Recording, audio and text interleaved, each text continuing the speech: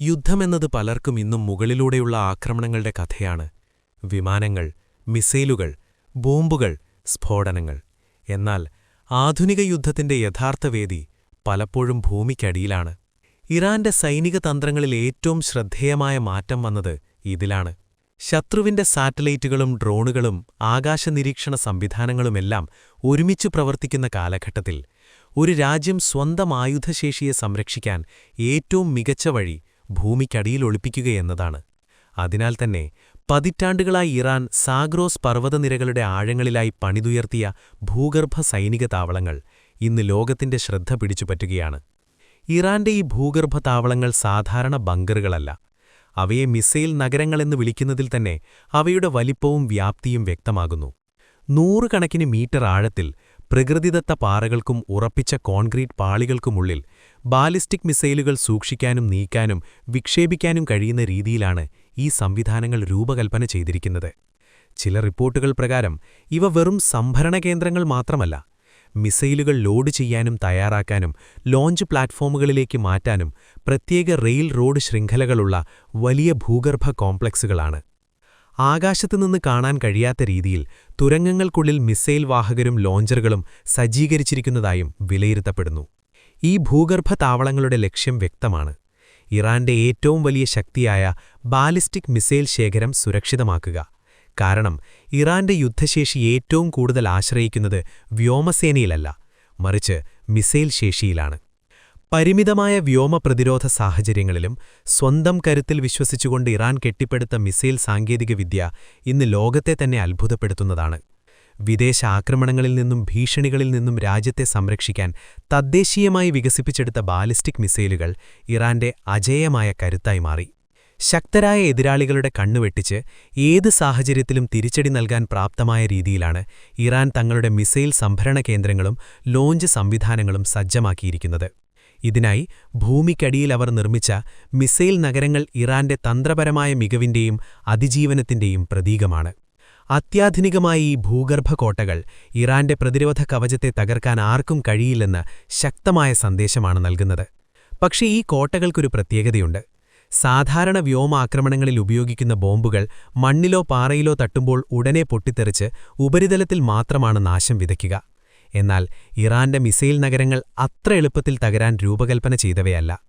പാറയുടെ കനം, ഭൂമിക്കടിയിലെ ആഴം, കട്ടിയുള്ള കോൺക്രീറ്റ് പാളികൾ, പല പാളികളായി നിർമ്മിച്ച തുരങ്ക സംവിധാനങ്ങൾ, ഇവയെല്ലാം ചേർന്ന് പരമ്പരാഗത ബോംബുകൾക്ക് വലിയ വെല്ലുവിളിയാണ്. അതിനാൽ തന്നെ ഇറാന്റെ ഈ ഭൂഗർഭ ശക്തി തകർക്കാൻ അമേരിക്കൻ സൈന്യം ഉപയോഗിക്കുന്ന പ്രധാന ആയുധമാണ് GBU-57 എന്ന massive ordnance penetrator MOP. GBU-57 MOP American ആയുധശേഖരത്തിലെ ഏറ്റവും ഭീമൻ ആണവേതര ബങ്കർ ബസ്റ്റർ ബോംബാണ്. 13,600 കിലോഗ്രാം ഭാരമുള്ള ഈ ബോംബിന്റെ രൂപകൽപ്പന തന്നെ ഒരു എഞ്ചിനീയറിംഗ് അത്ഭുതമായി കണക്കാക്കപ്പെടുന്നു.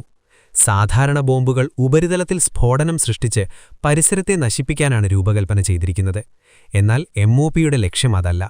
ഈ ബോംബിന്റെ യഥാർത്ഥ ശക്തി ഭൂമിയുടെ ഉള്ളിലേക്ക് കുത്തിപ്പോകാനുള്ള കഴിവിലാണ്. അതായത് ഇതാദ്യം പൊട്ടിത്തെറിക്കുന്നില്ല, മറിച്ച് ഭൂമിയെ തുളച്ചുകയറി ലക്ഷ്യസ്ഥലത്തെത്തി അതിനുശേഷമാണ് സ്ഫോടനം നടക്കുന്നത്. ഈ ബോംബിനെ വ്യത്യസ്തമാക്കുന്ന പ്രധാന ഘടകം ഇതിന്റെ കേസിംഗ് ആണ്. അത്യുച്ച പ്രകടനമുള്ള സ്റ്റീൽ അലോയ് ഉപയോഗിച്ചാണ് ബോംബിന്റെ പുറംഘടന നിർമ്മിച്ചിരിക്കുന്നത്. ആക്രമണത്തിന്റെ ആദ്യ ആഘാതത്തിൽ തന്നെ ബോംബ് തകർന്നു പോകാതിരിക്കാനും പാറയും മണ്ണും കോൺക്രീറ്റും പോലുള്ള ശക്തമായ പ്രതലങ്ങളിലൂടെ ആണി പോലെ കുത്തിപ്പോകാനും ഈ കനത്ത ലോഹഘടന സഹായിക്കുന്നു. ഇതിന്റെ അകത്ത് ഏകദേശം 2,400 കിലോഗ്രാമിലധികം ഉയർന്ന സ്ഫോടക വസ്തുക്കൾ വഹിക്കാൻ കഴിയും. എന്നാൽ യഥാർത്ഥ നാശം സംഭവിക്കുന്നത് ഈ സ്ഫോടക വസ്തുക്കൾ പുറത്തേക്ക് ചിതറുന്നതിലല്ല, മറിച്ച് ലക്ഷ്യസ്ഥലത്തിന്റെ ഉള്ളിൽ നിന്നുള്ള സ്ഫോടനത്തിലാണ്. ഒരു ഭൂഗർഭ ബങ്കറിന്റെ ഉള്ളിൽ സ്ഫോടനം നടന്നാൽ അതിന്റെ തുരങ്കങ്ങളും ശൂന്യതകളും തകർന്നു വീഴുകയും ഉള്ളിലുള്ള സൈനിക സംവിധാനങ്ങൾ പൂർണ്ണമായും പ്രവർത്തനരഹിതമാകുകയും ചെയ്യും. സൈനിക ഡാറ്റ പ്രകാരം GBU-57 ഏകദേശം 60 മീറ്റർ വരെ മണ്ണും പാറയും തുരന്നു കയറാനും 18 മീറ്റർ വരെ കട്ടിയുള്ള കോൺക്രീറ്റ് തകർക്കാനും കഴിവുണ്ടെന്ന് വിലയിരുത്തപ്പെടുന്നു. ഇതൊരു സാധാരണ ബോംബിന്റെ കഴിവിനേക്കാൾ പല മടങ്ങ് മുന്നിലാണ്. എന്നാൽ ഇതിൽ ഏറ്റവും ശ്രദ്ധേയമായത് ബോംബിലെ സ്മാർട്ട് ഫ്യൂസ് സംവിധാനമാണ്. ബോംബ് ഭൂമിക്കുള്ളിലേക്ക് കടന്നുപോകുമ്പോൾ അത് തുരന്നു കിടക്കുന്ന പാളികൾ എണ്ണി കണക്കാക്കുന്ന ഒരു സിസ്റ്റം ഇതിലുണ്ട്. ലക്ഷ്യസ്ഥലത്തിന്റെ ആഴത്തിലെ ശൂന്യതയിലെത്തുമ്പോൾ മാത്രമേ സ്ഫോടനം നടക്കൂ എന്നുറപ്പാക്കുന്ന രീതിയിലാണ് ഈ ഫ്യൂസ് പ്രവർത്തിക്കുന്നത്. അതിനാൽ ഉപരിതലത്തിൽ വലിയൊരു കുഴി മാത്രം ഉണ്ടാക്കി നിർത്താതെ ഭൂമിക്കുള്ളിൽ തന്നെ ഒരു ആന്തരിക ഭൂകമ്പം പോലുള്ള നാശമാണ് ഇത് സൃഷ്ടിക്കുന്നത്. എന്നാൽ ഈ ഭീമൻ ബോംബിനെ ഉപയോഗിക്കുക അത്ര സിമ്പിളല്ല. കാരണം ഇതിന്റെ വലിപ്പവും ഭാരവും കാരണം ഇത് വഹിക്കാൻ കഴിയുന്നത് അമേരിക്കയുടെ B-2 സ്റ്റെൽത്ത് ബോംബർ വിമാനത്തിന് മാത്രമാണ്. B-2 ഒരു സാധാരണ ബോംബറല്ല. അത് റേഡാറിൽ തിരിച്ചറിയപ്പെടാതെ ശത്രുവിന്റെ പ്രതിരോധ സംവിധാനങ്ങൾ തുരന്നു കടക്കാൻ കഴിവുള്ള സ്റ്റെൽത്ത് വിമാനമാണ്. ഓരോ B-2 വിമാനത്തിനും ഈ MOP ബോംബുകളിൽ 2 എണ്ണം വരെ വഹിക്കാൻ കഴിയും. അതിനാൽ തന്നെ ഒറ്റ ദൗത്യത്തിൽ ഒന്നിലധികം ഭൂഗർഭ കേന്ദ്രങ്ങൾ ലക്ഷ്യമിടാനും ഒരേ ലക്ഷ്യത്തിൽ 2 തവണ ആക്രമിക്കാനും കഴിയുന്ന തരത്തിലാണ് ഈ സംവിധാനത്തെ രൂപകൽപ്പന ചെയ്തിരിക്കുന്നത്. ഇവിടെയാണ് ഡബിൾ ടാപ്പ് എന്ന ആക്രമണ തന്ത്രം ചർച്ചയാകുന്നത്. ചില ഇറാനിയൻ ഭൂഗർഭ താവളങ്ങൾ 80 മീറ്ററിലധികം ആഴത്തിലാണ് കുഴിച്ചിട്ടിരിക്കുന്നതെന്ന് വിലയിരുത്തപ്പെടുന്നു. ഈ സാഹചര്യത്തിൽ ഒരൊറ്റ MOP ബോംബിന് തന്നെ ലക്ഷ്യസ്ഥലത്ത് എത്താൻ കഴിയുമോ എന്നതിൽ സംശയങ്ങൾ ഉയരും. അതിനാൽ അമേരിക്കൻ സൈന്യം പരീക്ഷിക്കുന്ന തന്ത്രം ഒരേ GPS കോർഡിനേറ്റിൽ തുടർച്ചയായി 2 ബോംബുകൾ ഇടുക എന്നതാണ്. ആദ്യ ബോംബ് പാറയും മണ്ണും പൊളിച്ചൊരാഴമേറിയ കുഴി സൃഷ്ടിക്കും. രണ്ടാമത്തെ ബോംബ് ആ കുഴിയിലേക്ക് കടന്ന് കൂടുതൽ ആഴത്തിൽ തുരന്നു കയറി ഉള്ളിലുള്ള സൗകര്യങ്ങളെ നശിപ്പിക്കും. ഇതാണ് ഭൂഗർഭ ബങ്കറുകൾക്കെതിരെ ഏറ്റവും ഭീകരമായ ഒരു ആക്രമണ രീതി. എന്നാൽ ഈ യുദ്ധം ഒരു ബോംബിന്റെ കഥയിൽ അവസാനിക്കുന്നില്ല. യഥാർത്ഥത്തിൽ ഇതൊരു നിരന്തരം എഞ്ചിനീയറിംഗ് മത്സരമാണ്. അമേരിക്ക ബങ്കർ ബസ്റ്റർ ബോംബുകൾ കൂടുതൽ ശക്തമാക്കുമ്പോൾ ഇറാൻ കൂടുതൽ ആഴത്തിൽ തുരങ്കങ്ങൾ കുഴിക്കുന്നു, കൂടുതൽ കട്ടിയുള്ള കോൺക്രീറ്റ് മിശ്രിതങ്ങൾ ഉപയോഗിക്കുന്നു.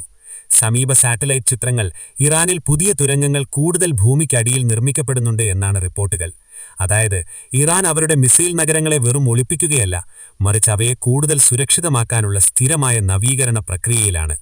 ഇതിലൂടെ ഒരു പുതിയ യുദ്ധയാഥാർത്ഥ്യം ലോകം കാണുകയാണ്. മുൻപ് യുദ്ധത്തിന്റെ നിർണായക ശക്തി ആകാശത്തും കടലിലും കരയിലുമായിരുന്നു. എന്നാൽ ഇപ്പോൾ യുദ്ധത്തിന്റെ മറ്റൊരു നിർണായക വേദി ഭൂമിക്കടിയിലേക്ക് മാറുകയാണ്. ഇറാന്റെ മിസൈൽ നഗരങ്ങൾ വെറും സൈനിക താവളങ്ങളല്ല, അത് ഇറാന്റെ പ്രതിരോധ തന്ത്രത്തിന്റെ ആത്മാവാണ്. കാരണം ഒരു രാജ്യത്തിന്റെ മിസൈൽ ശേഷി ജീവനോടെ നിലനിൽക്കുന്നത് അതിന്റെ പ്രതികരണശക്തി നിലനിർത്തുന്നതിനും ശത്രുവിനെ തടയുന്നതിനും നിർണായകമാണ്. അതിനാൽ തന്നെ ഇറാന്റെ ഭൂഗർഭ മിസൈൽ നഗരങ്ങളും അമേരിക്കയുടെ GBU-57 പോലുള്ള ബങ്കർ ബസ്റ്റർ ആയുധങ്ങളും തമ്മിലുള്ള പോരാട്ടം ഒരു സാധാരണ സൈനിക ഏറ്റുമുട്ടലല്ല. അത് സാങ്കേതികതയും എഞ്ചിനീയറിംഗും തന്ത്രവും തമ്മിലുള്ള ഒരാഴമേറിയ യുദ്ധമാണ്. കോട്ടയുടെ ആഴവും അതിനെ തകർക്കാനുള്ള ആയുധത്തിന്റെ തുളച്ചു കയറാനുള്ള ശക്തിയും തമ്മിലുള്ള മത്സരം തുടർന്നുകൊണ്ടിരിക്കുന്നു.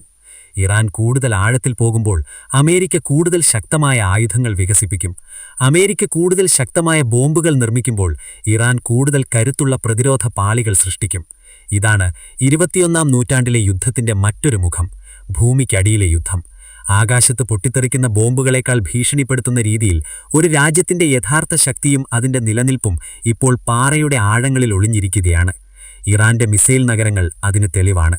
അവയെ തകർക്കാൻ അമേരിക്ക ശ്രമിക്കുമ്പോഴും അതിനെ അതിജീവിക്കാൻ ഇറാൻ വീണ്ടും വീണ്ടും ആഴത്തിലേക്ക് നീങ്ങുകയാണ്. ഈ ഭൂഗർഭലോകത്ത് തുടരുന്ന ഈ മത്സരം ഭാവിയിലെ യുദ്ധത്തിന്റെ ദിശ തന്നെ നിർണ്ണയിക്കാനിടയുണ്ട്.